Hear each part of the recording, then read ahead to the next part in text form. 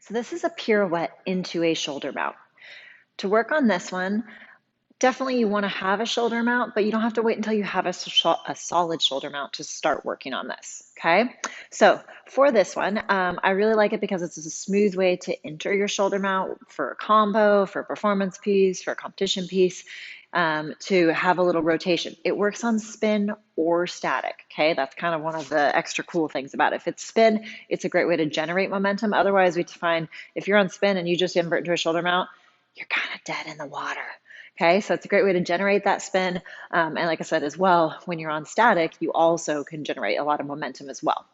Okay, so for this, whichever hand I start with as my inside hand or my high hand, that's going to end up being the shoulder mount side I'm going to go to.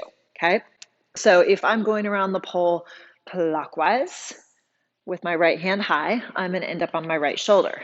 Likewise, or in opposition, if my left hand is high and I'm going around counterclockwise, I'm going to end up on my left shoulder. Okay, so you can choose accordingly. Okay, so on this one, and of course, like all things, you're going to work both sides. So if I start with my right hand high, I'm going to step with my outside foot across.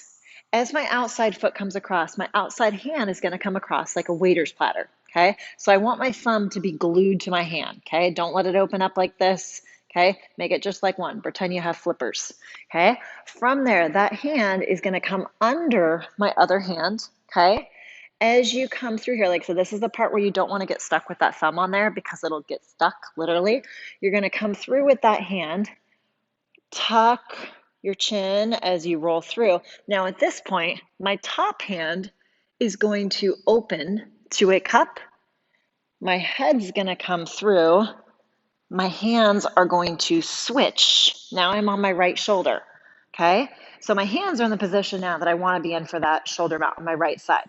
But we're not done yet, because if I now invert from here, I've now made a straight line, which does not generate centripetal force. Okay? So if you want to generate centripetal force, you have to continue that circular motion.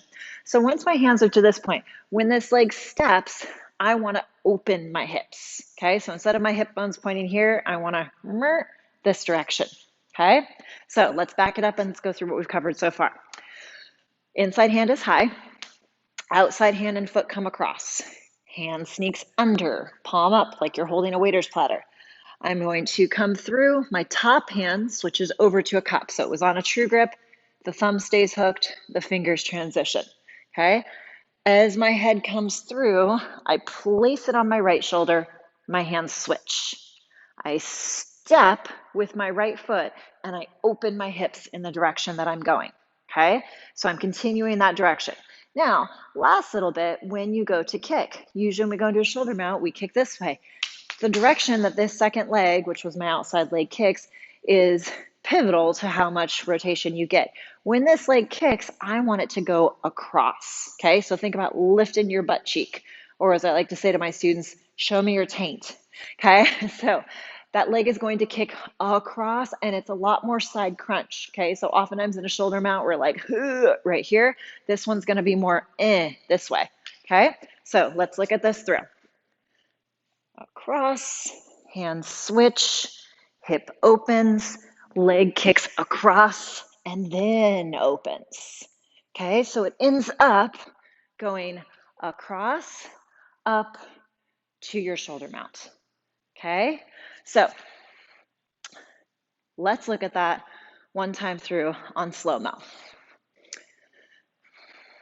Inside hand is high, inside foot plants, outside foot comes across with that hand.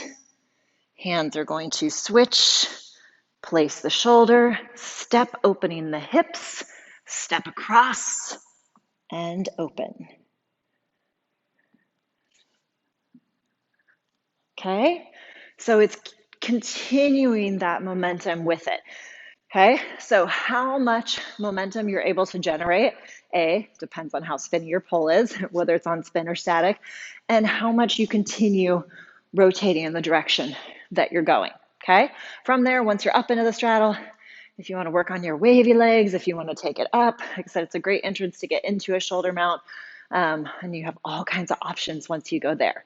Okay, so try this one out. Try it on both sides, okay? We all have a favorite side, okay? Not gonna lie, I still have a fave side. As I go across, as I step, it feels weird on this side. Not gonna lie.